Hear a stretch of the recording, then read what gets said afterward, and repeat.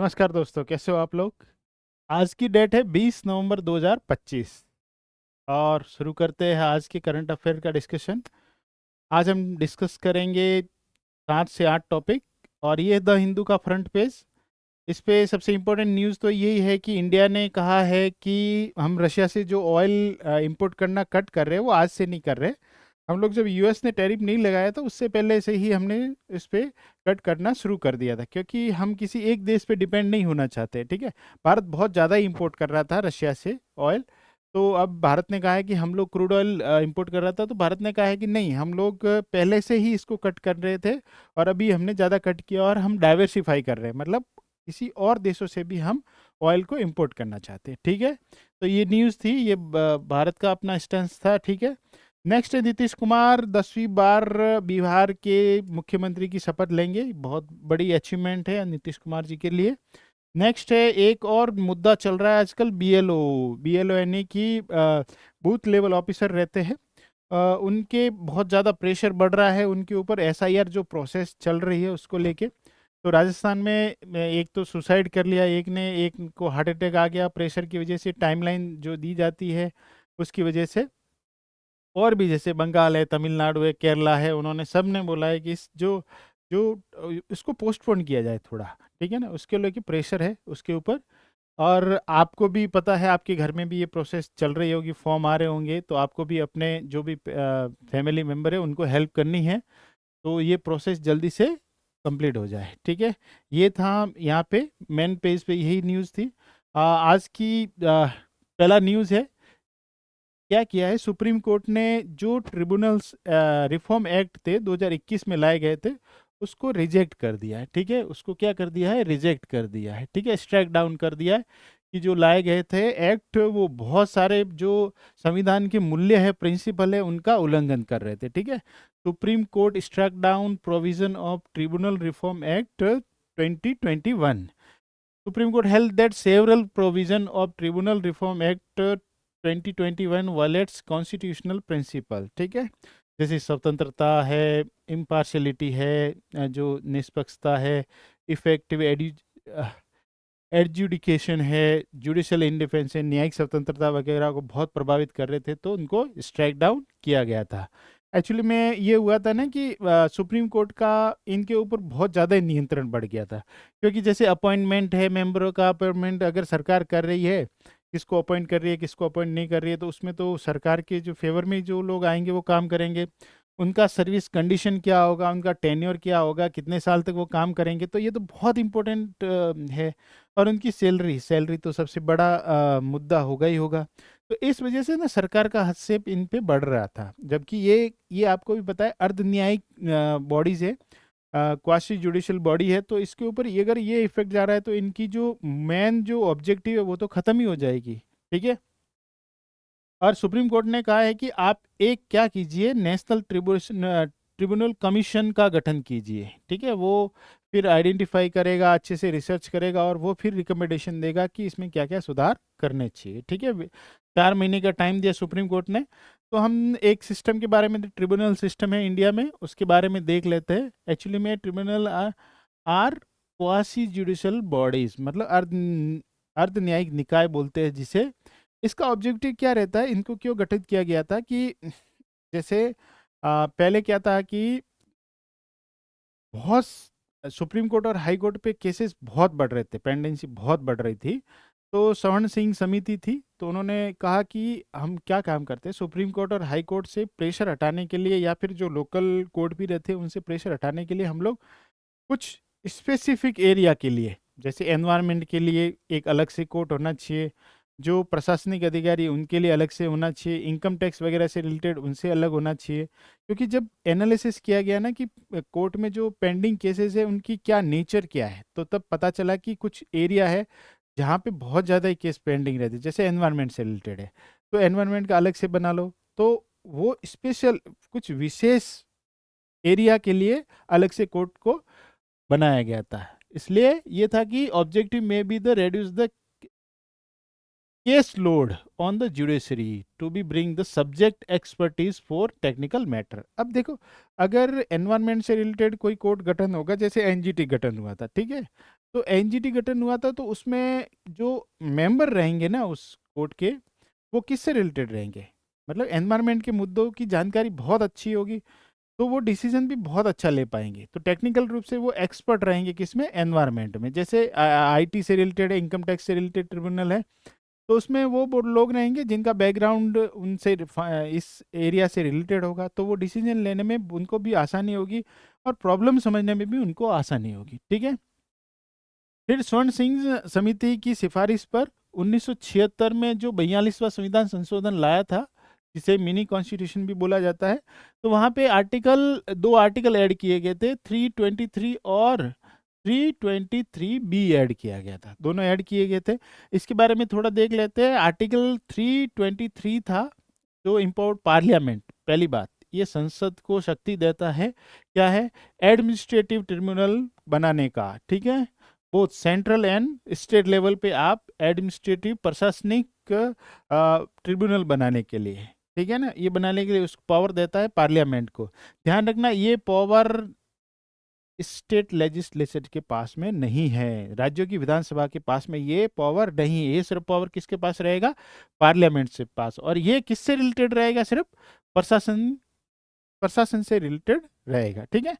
फिर आया है आर्टिकल 320 ऐड किया गया, specific certain subject such as tax है, लैंड रिफॉर्म है, मतलब बहुत सारे सब्जेक्ट जो अदर सब्जेक्ट है उसके बारे में बनाने के लिए उसको बोला गया कि आप अदर जो सब्जेक्ट है प्रशासन से रिलेटेड वहां पे आप ट्रिब्यूनल गठन कर सकते हो। और पार्लियामेंट के साथ साथ ये विधानसभा को पावर दी गई कि आप अपने जो 7वीं अनुसूची है उसमें स्टेट लिस्ट में जो सब्जेक्ट है उस पर आप भी ट्रिब्यूनल का गठन कर सकते हो। ठीक है। नेक्स्ट है कंपोजिशन ऑफ ट्रिब्यूनल्स, क्या है, presence of expert member, technical member, ठीक है, अलोंग विद जुडिशियल मेंबर, मतलब आधे मेंबर जो न्यायिक क्षेत्र से होंगे और आधे लोग उस फील्ड से होंगे जिस फील्ड से रिलेटेड वो ट्रिब्यूनल गठन किया गया है। तो एक रहेगा ना कि संविधान के प्रावधानों के अनुसार काम भी होगा और जिस फील्ड से रिलेटेड केसेस आ रहे हैं उससे रिलेटेड भी काम होगा, तो दोनों को मिला के एक कंपोजिशन ऑफ ट्रिब्यूनल बनता है। जुरिडिक्शन क्या है, each tribunal is given specific jurisdiction to hear and decide cases within the designated area of expertise. जो भी ट्रिब्यूनल का एक्सपर्टीज एरिया है उससे रिलेटेड वो केस को हैंडल करेगा। ठीक। और कुछ ट्रिब्यूनल्स है वो जो अपील भी सुनते हैं, अगर उनके नीचे कोई कोर्ट है तो उससे रिलेटेड अगर कोई अपील है उस एरिया से रिलेटेड जो एरिया उनके लिए डिसाइड किया गया है, तो बहुत सारे कोर्ट है वो क्या करते हैं, अपील भी सुनते हैं। ठीक है। अच्छा, इनके खिलाफ अपील आप कहाँ कर सकते हैं, अगर किसी ट्रिब्यूनल ने, एनजीटी ने डिसीजन दिया या फिर सीएटी ने आप कोई डिसीजन दिया, तो आप अपील कहाँ पे कर सकते हो। पहले तो ये था कि सुप्रीम कोर्ट में अपील की जा सकती थी। तो ये जो 1997 में एक केस हुआ था, चंद्र कुमार केस, ये बहुत फेमस केस है, ट्रिब्यूनल में आपको पूछा भी जा सकता है, मेंस में जिक्र करना भी जरूरी है। वहाँ के बाद बोला था कि इनके खिलाफ आप अपील करने के लिए हाई कोर्ट भी जा सकते हैं। ठीक है। Appeal against decision of tribunals were allowed in the division bench of high court में भी इसको अलाउ कर दिया था। ठीक है। कुछ प्रीलिम से रिलेटेड फैक्ट देख लेते हैं। एनजीटी, नेशनल ग्रीन ट्रिब्यूनल, इसकी गठन हुआ तो वो एनजीटी एक्ट के तहत एक सांविधिक निकाय यानी वैधानिक निकाय, स्टेचुरी बॉडी है। ये कब बना था, 2010 में गठित किया गया था। सेंट्रल एडमिनिस्ट्रेटिव ट्रिब्यूनल सीएटी, इसका आर्टिकल 323 के तहत उसी टाइम ही गठन किया गया था। ठीक है। और income tax appellate tribunal ITAT, ये सबसे पुराना, ये अभी तक का गठन सबसे पुराना है, जो 1941 में 1941 में गठित किया गया था। ठीक है। एनक्लेट या फिर एनसीएलटी है, वो कंपनीज एक्ट 2013 के तहत गठित किया गया था, इसमें आईबीसी भी इंक्लूड है। आर्म्ड फोर्सेस ट्रिब्यूनल एएफटी है, एएफटी एक्ट बनाया गया था 2007 में, ये उसके अंडर नहीं है, प्रशासनिक के अंडर नहीं है, इसके लिए अलग से एक्ट बनाया गया था। ये फैक्ट थे इससे रिलेटेड। तो ये थे, यहाँ से रिलेटेड एक क्वेश्चन देख ले, with reference to article 323A and 323B of the Indian Constitution, consider the following statement. Article 323A empowered Parliament and state legislature to form tribunal for service matter. तो यहाँ पे ये जो ऐड होने के बाद ये स्टेटमेंट गलत हो जाता है। आर्टिकल 323B एम्पावर्ड पार्लियामेंट और state legislature to constitute tribunal और subject listed in the 7th schedule. ठीक है। Both article were inserted by the 42 constitutional amendment. तो ये सही है, ठीक है, तो दो सही होंगे, ठीक है। नेक्स्ट है, नेक्स्ट है हमारा कि India updated industrial classification after 17 years with NIC 2025 roll out. Actually में आर्थिक गतिविधियों के कुछ जो इकोनॉमिक एक्टिविटीज होते हैं उनको कुछ सेक्टर में डिवाइड किया जाता है, ठीक है। तो अभी क्या हुआ है, 2008 में एक लिस्ट बनाई थी, तो अभी तो उसको ना बहुत टाइम हो गया, 2008 के बाद तो बहुत सारी चीज़ें चेंज हो गई, बहुत सारे नए क्षेत्र शामिल हो गए। पता है आईटी वाईटी में कितना रिवोल्यूशन चल रहा है, एनवायरनमेंट के प्रति जागरूकता कितनी बढ़ रही है, पेरिस एग्रीमेंट वगैरह कितने आ रहे हैं, ब्लॉकचेन टेक्नोलॉजी वगैरह कितने, एआई का कितना वो जो बढ़ रहा है। तो इसको देखते हुए क्या किया गया कि अभी इसको चेंज करना पड़ेगा, जो क्लासिफिकेशन है उसको चेंज करते हुए इकोनॉमिक एक्टिविटी को अलग से फिर से रीडिफाइन किया गया है। 2025 में अभी उदयपुर में मॉस्पी की एक बैठक हुई थी, जब वर्ल्ड स्टेटिस्टिक डे के दिन उदयपुर में एक बैठक हुई थी, उसमें ये डिसीजन लिया गया था, ठीक है। अभी क्या, पहले 5 डिजिट का होता था सिस्टम, अभी 6 डिजिट का इसको कर दिया गया है, ठीक है। National industrial classification is a 6 digit system for classifying all economic activities in India, replacing NIC 2008 5 digit system को, ठीक है। ये मॉस्फी के द्वारा लॉन्च किया गया है, ठीक है। पहली बार 1962 में इंट्रोड्यूस किया था, उसके बाद 70, 87, 90, 98, 04, 08 में इसको अमेंड किया गया था, ठीक है ना। 2025 the latest national standard for classifying economic activities, ठीक है। इसका मैंने बता दिया कि इसका एम क्या था। It is aim is to reflect India's evolving economic structure, improve data granularity and align with the UN international standard industrial classification. ये भी एक उद्देश्य था कि यूएन का जो इंटरनेशनल स्टैंडर्ड इंडस्ट्रियल क्लासिफिकेशन है जो किया था उसके अकॉर्डिंग अपना भी होना चाहिए, इसलिए इसको रिफॉर्म किया गया था। देखते रिफॉर्म क्या क्या किए गए। Features of NIC 2025 enhance classification of intermediate service, जो इंटरमीडिएट यानी मध्यम लेवल पे सर्विस थी उनको और ज़्यादा उन्नत तरीके से क्लासिफाइड किया गया है, ठीक है। जैसे न्यू क्लासेस है भी, कुछ नई क्लासेस शामिल की गई है। जैसे धीरे धीरे अभी सेक्टर, बहुत सारे सेक्टर में आपको भी पता है, जैसे पहले मिनिस्ट्री बहुत कम हुआ करती थी, अब बहुत ज़्यादा मिनिस्ट्रियों को बढ़ा दिया, क्योंकि हर मिनिस्ट्री में प्रॉब्लम बहुत ज़्यादा बढ़ गई है, पब्लिक बहुत ज़्यादा है, उनकी चुनौतियाँ भी बहुत है। तो उसको लेके अभी इसमें भी क्या है, इंटरमीडिएट सर्विस है उनका दायरा बहुत बढ़ा दिया गया। जैसे पावर सर्विस हो गई, retail, logistic, health care, education, real estate है, फूड सर्विस है।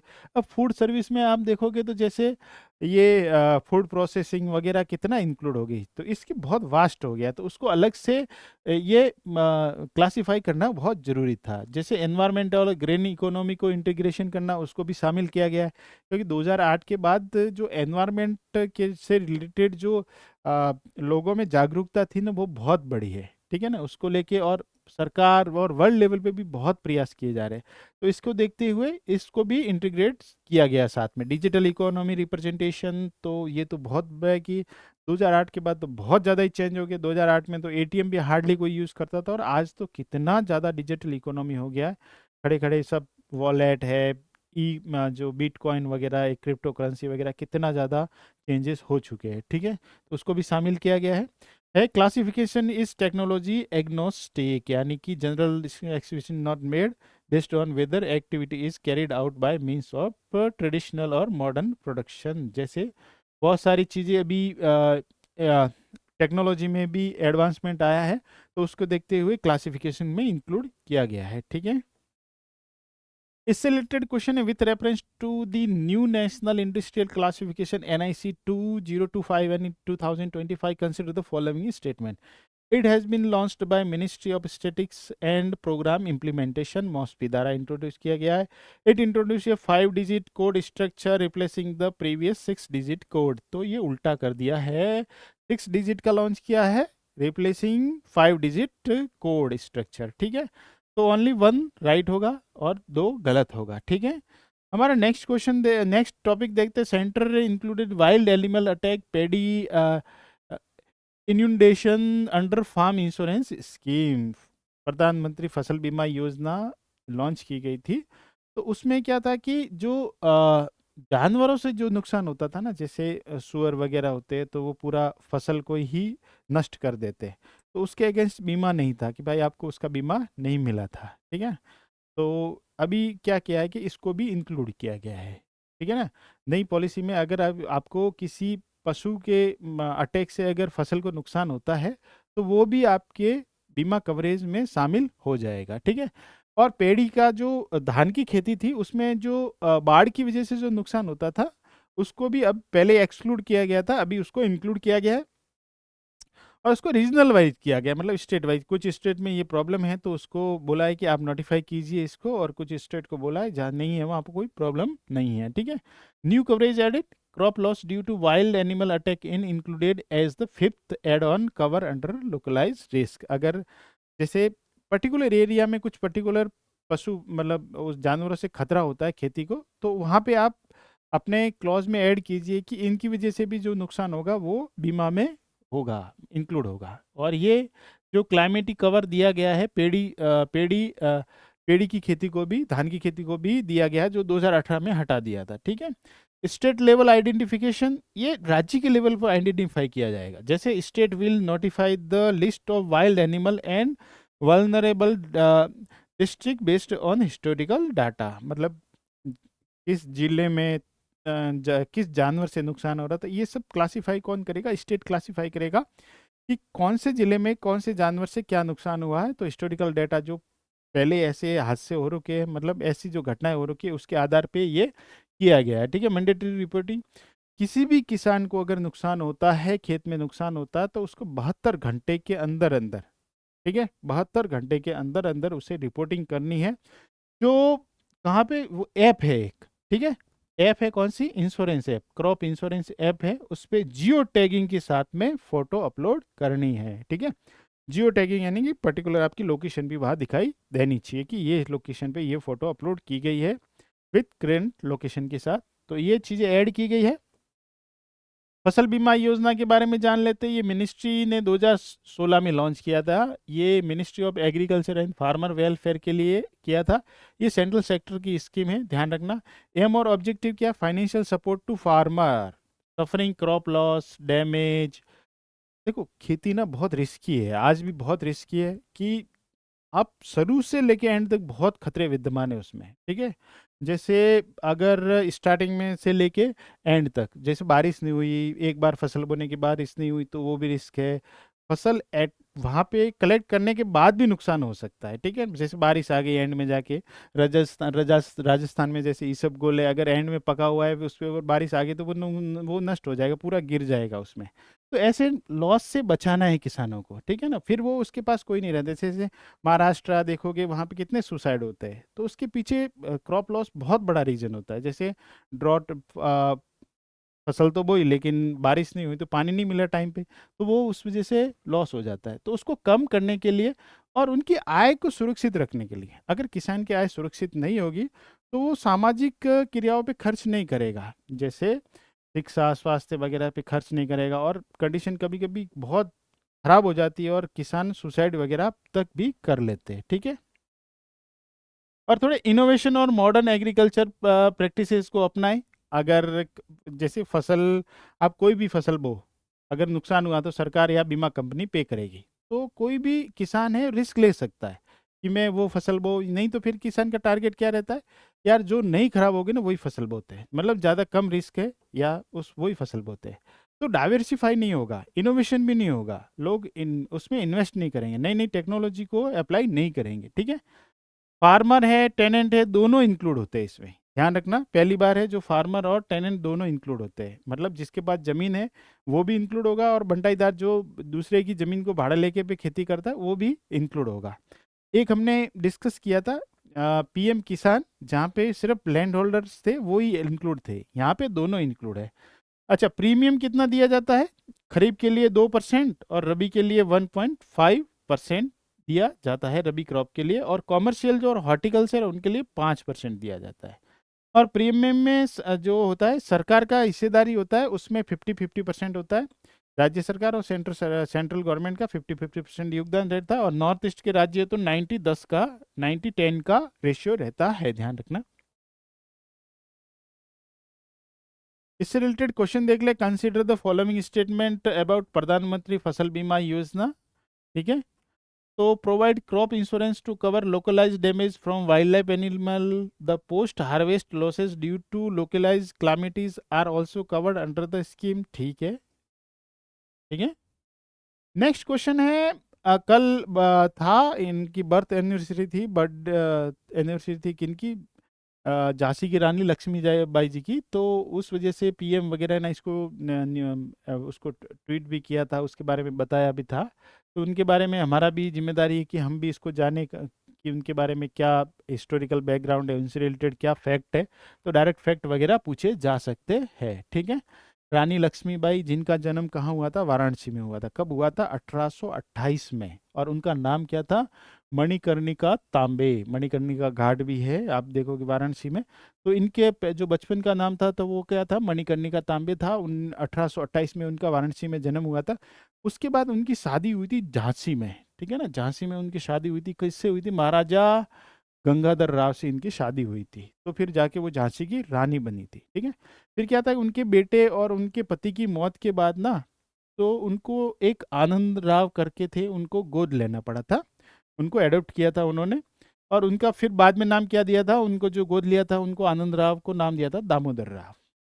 अच्छा, एक डॉक्ट्रिन ऑफ लैप्स है जो लॉर्ड डलहौजी थे, उन्होंने इसको लाया था 1852 के आसपास। तो ये पॉलिसी कहती थी कि अगर आपका प्राकृतिक मतलब नेचुरल रूप से कोई बेटा नहीं है, मतलब जिसे अपन नॉर्मल बात सगा बेटा नहीं है, आपने अगर गोद लिया है तो नहीं चलेगा। सगा बेटा है तो ही आप अपनी जो पद है, रोजारा राजा या रानी का जो पद है, आप ट्रांसफर कर सकते हो, राजगद्दी दे सकते हो। नहीं तो हम उसको एनेक्चर करेंगे, यानी कि उसको अपने अधीन ले लेंगे। ठीक है, तो ये थी डॉक्ट्रिन ऑफ लैप्स थी। तो अभी उन्होंने जो दामोदर राव है उनको क्या किया था, एडॉप्ट किया था, यानी कि गोद लिया था। तो यहाँ पे ये डॉक्ट्रिन ऑफ लैप्स लागू होगी। तो उन्होंने कहा कि भाई झांसी है वो हमें सपुर्द कर दो, हमें दे दो, ये जो कंडीशन है उसको फुलफिल नहीं कर रहे हो। ठीक है, तो उन्होंने दामोदर राव को रिकॉग्नाइज नहीं किया एज ए शासक के रूप में, कि राजा के रूप में। तो फिर उन्होंने बोला, जो सर यूज रोज है, तो उन्होंने बोला कि भाई सरेंडर कर दो आप झांसी को, हमारे हमारे अंडर सरेंडर कर दो। तो रानी लक्ष्मीबाई ने कहा नहीं करेंगे हम इसको सरेंडर, हम लड़ेंगे। तो उन्होंने सेना गठित की और किले की सुरक्षा के लिए उन्होंने वहां पे युद्ध करना शुरू किया। ठीक है, फिर उनका सपोर्ट किसने किया, नाना साहिब ने सपोर्ट किया। फिर बहुत ब्रेवरी से लड़े। झांसी में जब अंग्रेज आ गए तो फिर वो वहां से छोड़ के अप्रैल 1858 में वो कहाँ चले गए, कल्पी में चले गए। किसके साथ में, तात्या टोपे के साथ में। ठीक है, लेटर फिर वो ग्वालियर गए। फिर वो युद्ध तो चलता ही रहा था अंग्रेजों के साथ में। फिर major battle took place in Gwalior. Gwalior में बहुत बड़ी लड़ाई होती है और वहाँ पे फिर वो शहीद हो जाती है। ठीक है, ये रानी लक्ष्मीबाई रिटेन्ड मेथड ऑन 17 जून 1858 को उनकी वो शहीद हो जाती है। ठीक है, ओके। जनरल ह्यूज रोस ने कहा था कि ये मतलब जो हमारे बागी है ना, हमारे खिलाफ लड़ने वाले बागियों में अकेले ये मर्द थी। ठीक है, उनके बारे में ये बोला था। और आज भी बहुत सारी नेम जो खूब लड़ी मर्दानी वो तो झांसी वाली रानी, ऐसे बहुत सारे डायलॉग उनके बारे में फेमस है। ठीक है, इनके बारे में क्वेश्चन है, with reference to Rani Lakshmibai consider the following statement, she was born in Varanasi and was originally named Manikarnika Tambe. ठीक है, सही है बिल्कुल। सी एडोप्टेड आनंद राव, बिल्कुल सही है, as her son after biological son's death. ठीक है, British recognise Damodar Rao as the legal heir to Jhansi, बिल्कुल गलत है, बट इम्पोज्ड हैवी टैक्सेस, बिल्कुल ऐसा नहीं है। तो ओनली 2 राइट होंगे। ठीक है, थर्ड वाला राइट नहीं होगा। हमारा नेक्स्ट क्वेश्चन है, नेक्स्ट टॉपिक है, ये है कि union health minister JP Nadda ji ने लॉन्च किया है national action plan on antimicrobial resistant 2.0। Actually में जो है ये लॉन्च किया एंटी माइक्रोबियल रेजिस्टेंट 2.0 किया एक्शन प्लान लॉन्च किया है। तो पहले भी ये एक्शन प्लान लॉन्च किया गया था, ठीक है। नेशनल एक्शन प्लान इसके बारे में आया गया था कब, 2017 से लेकर 2021। उसमें कुछ कमियां रह गई थी, उसको एड्रेस करने के लिए नई एक्शन प्लान लॉन्च किया है कब, 2025 से लेके 29 तक है, 25 से 29 तक है। अलाइन विथ अभी आपको भी पता है WHO ने भी अपना ग्लोबल एक्शन प्लान लॉन्च किया EMR के लिए, हमने डिस्कस भी किया था उसको। तो उसके साथ एक कंबाइन, मतलब उसकी जो प्राथमिकता है, उसको जो प्रायोरिटी है, उसको देखते हुए इसको उसके अकॉर्डिंग डिजाइन किया गया है, ठीक है। The rapid rise of AMR, anti microbial resistance बढ़ रहा है। लोग मतलब लोग है, पशुओं को फसल में जो एंटीबायोटिक वगैरह जो भी यूज़ होता है उसका कोई रेगुलेशन नहीं है, कि उसके स्टैंडर्ड का भी ध्यान नहीं रखा जाता। तो ऐसे ही वो इन चीज़ों का यूज़ कर रहे हैं, जिससे AMR धीरे धीरे बहुत बढ़ रहा है। मतलब जो बग्स है वो सुपर बग्स में कन्वर्ट हो रहे हैं। तो ये चैलेंज बहुत बढ़ रहा है, इसको देखते हुए ये लाना बहुत ज़रूरी था, national action plan for anti microbial resistance के लिए। तो ये लॉन्च किया है, ठीक है। नोडल मिनिस्ट्री है इसकी, हेल्थ एंड फैमिली वेलफेयर है। ये फीचर्स क्या है, ये हेडिंग है, क्या क्या करने वाले हैं इसमें, क्या क्या इंक्लूड है। वन हेल्थ फ्रेमवर्क, हमने पहले भी डिस्कस किया। वन हेल्थ का मतलब होता है मानव, पशु और एनवायरनमेंट, ठीक है, ह्यूमन। ये देखो, ये वन हेल्थ यानी कि ह्यूमन, एनिमल और एग्रीकल्चर एंड एनवायरनमेंट सब सेक्टर को इंक्लूड करके सबका मतलब हेल्थ का ध्यान रखना है। तो सिर्फ ह्यूमन हेल्थ का आप ध्यान नहीं रख सकते अकेले, आपको सबको इंक्लूड करके ही वन हेल्थ अप्रोच के तहत ही आपको काम करना पड़ेगा, ठीक है। मल्टी मिनिस्ट्री पार्टिसिपेशन, बिल्कुल ही सब लोग मिलके काम करेंगे तो ही काम होगा। तो बहुत सारे मिनिस्ट्री इसमें शामिल है। Awareness and education, focus on educating citizen, को एजुकेट करना है लोगों को कि भाई जो आपको टारगेट दिया जा रहा है उसी के अकॉर्डिंग आप काम कीजिए। डॉक्टर बोलता है कि आप 5 दिन लीजिए एंटीबायोटिक और आप 2 दिन में ही सब खत्म कर लेते हो, तो ये नहीं होना चाहिए। प्रिस्क्राइबर जो डॉक्टर वगैरह बोलते हैं उनको भी बोला गया है कि आप कंपनी का सेल बढ़ाने के लिए मत कीजिए, जो ह्यूमन हेल्थ का आप ध्यान रखिए अच्छे से। और कम्युनिटी हेल्थ वर्कर है उनको भी बोला गया है प्रोफेशनल ट्रेनिंग करना। AMR डॉक्टर को जो पशु चिकित्सक है उनको, फार्मासिस्ट है उनको भी ट्रेनिंग दी जाएगी इसमें। लेबोरेटरी और सर्विलांस स्ट्रेंथिंग, लेबोरेटरी है, सर्विलांस को स्ट्रॉन्ग करना है, ठीक है, ओके। और प्राइवेट सेक्टर और कम्युनिटी एंगेजमेंट को भी बढ़ाना है, सामुदायिक भागीदारी को बढ़ाना है। आपको प्राइवेट सेक्टर को भी इसमें इंक्लूड करना है, जैसे डायग्नोस्टिक है, हेल्थ केयर प्रोवाइडर है, NGO है, कोऑपरेटिव सोसाइटीज़ है, इंटरनेशनल पार्टनर है, national action plan on antimicrobial resistant 2.0 governance initiative. Regulation promote, regulation तो जितना ज़्यादा बढ़ेगा उतना ही ये इसके रिजल्ट अच्छे आने के चांसेस है। अब वन हेल्थ पे जा रहे हैं तो एग्रीकल्चर सेक्टर को भी कंट्रोल करना बहुत ज़रूरी है, क्योंकि वहाँ से भी ये चीज़ें बढ़ रही है। Bans on select anti microbial and pesticide to curb agriculture AMR spread. Innovation hub की स्थापना करनी, नए नए रिसर्च डेवलपमेंट जिसको इससे रेगुलेट किया जा सके, ठीक है। इसके बारे में क्वेश्चन देख लेते हैं। With reference to the NAP AMR 2.0, consider the following statement. It follow a one health framework addressing EMR across human, animal, agriculture and environment sector. बिल्कुल सही है। The Ministry of Health and Family Welfare is the nodal ministry for NAP AMR, ठीक है। It excluded the private sector from AMR surveillances and stewardship initiative, बिल्कुल गलत है ये। Private sector तो बिल्कुल इंक्लूड कर रहा है, तो ओनली 2 इसका राइट आंसर होगा, ठीक है। नेक्स्ट है हमारा, एक है ई जागृति पोर्टल लॉन्च किया गया है, ठीक है। Ministry of commerce affair, food and public distribution द्वारा, ध्यान रखना ये है क्या है, ग्रीवांस रेडरेसल यानी कि शिकायतों का निवारण करना अच्छे से। और ई जस्टिस, इसका फुल फॉर्म क्या है ई जागृति का, E justice and grievance redressal through information technology and innovation, यानी कि नई नई टेक्नोलॉजी है, IT से रिलेटेड है, AI है का उपयोग करके जो ग्रीवांस रेडरेसल है उस मैकेनिज्म को और स्ट्रॉन्ग बनाना है। It is an unified AI-enabled digital grievance redressal platform that integrate all consumer dispute resolution system into one seamless portal। Actually ये लॉन्च तो बहुत पहले किया गया था, जनवरी 2025 में लॉन्च किया गया था 1 तारीख को। लेकिन अभी क्या है, इसने 2.25 लाख के आसपास इस जो जो कंप्लेंट थी वगैरह उनको सही से हैंडल किया है, इसलिए ये न्यूज़ में है। तो सरकार अपनी तारीफ के लिए ये बोल रहा है, इस मतलब इस इनिशिएटिव की तारीफ के लिए।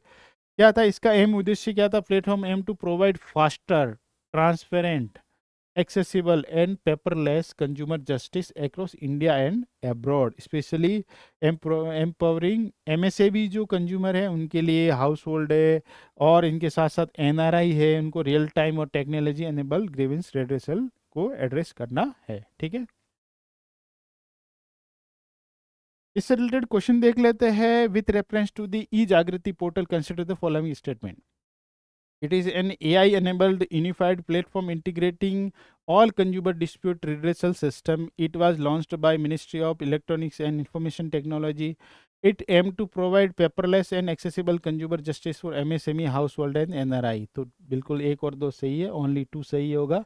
ठीक है ना, ये launched by Ministry of Consumer Affairs, Food and, ठीक है, उसके द्वारा ये लॉन्च किया गया था। अभी है कि जो मिचेल बाचेलेट है, फॉर्मर प्रेसिडेंट ऑफ चिले, उनको क्या है कि इंदिरा गांधी पीस प्राइज़ दिया गया है। ठीक है, तो इसके बारे में जानेंगे, इंदिरा गांधी पीस प्राइज़ क्या होता है, चिले जो अभी दिया गया है उसके बारे में भी देखेंगे।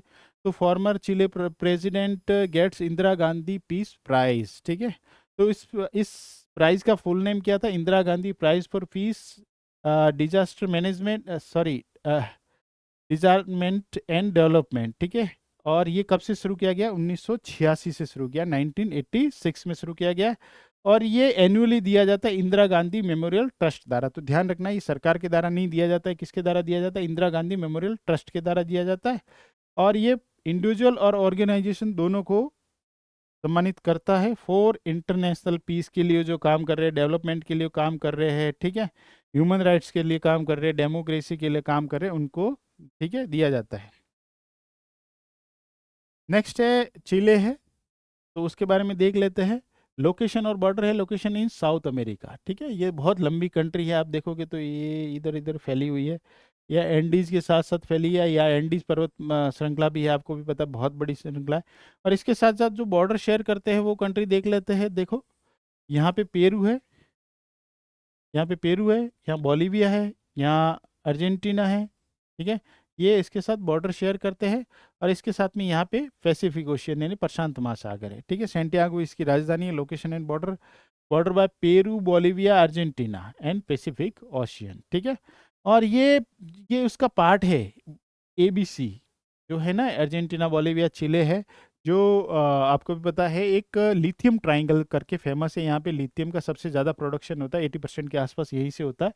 तो ये उसका पार्ट है ABC, यानी कि चिले, अर्जेंटीना और बोलीविया। ठीक है, ये एंडीज माउंटेन तो है ही है। यहाँ पे अटाकामा डेजर्ट यहाँ बहुत फैला हुआ अच्छे से, और ये बहुत सूखा डेजर्ट है, मतलब जो उत्तरी ध्रुव और दक्षिण ध्रुव पे डेजर्ट है उसके समान ही ये बहुत ज़्यादा सूखा है, यानी बारिश बहुत रेयर होती है। अच्छा, ओजोस डेल सलाडो एक करके हाईएस्ट वॉल्केनो है, एक्टिव वॉल्केनो, हाईएस्ट मतलब सबसे ऊंचा वॉल्केनो है यहाँ पे, highest peak in south America भी है। ये बहुत इंपॉर्टेंट न्यूज है, कॉपर प्रोड्यूसर है, वर्ल्ड का सबसे बड़ा कॉपर प्रोड्यूसर है। तो ये ध्यान रखना, ये फैक्ट आ भी सकता है बहुत अच्छे से। जो हाईएस्ट होते हैं, लार्जेस्ट होते हैं, वो पूछे जाने के चांसेस UPSC की तरफ से ज़्यादा होते हैं। लिथियम ट्राइंगल का ये पार्ट है। ठीक है, इतना ध्यान रखना। इसके बारे में क्वेश्चन देख लेते हैं। With reference to South America consider the following. Atacama desert lied in Chile. ठीक है, Chile has coastline along the Pacific Ocean. ठीक है, Chile share land boundary with Brazil. तो ये गलत है, ब्राज़ील बहुत बड़ा देश है लेकिन इसके साथ में बॉर्डर साझा नहीं करता है। तो एक और दो राइट होगा, बाकी तीसरा वाला स्टेटमेंट गलत होगा। ठीक है, तो आज के लिए इतना ही। थैंक यू, धन्यवाद। ओके।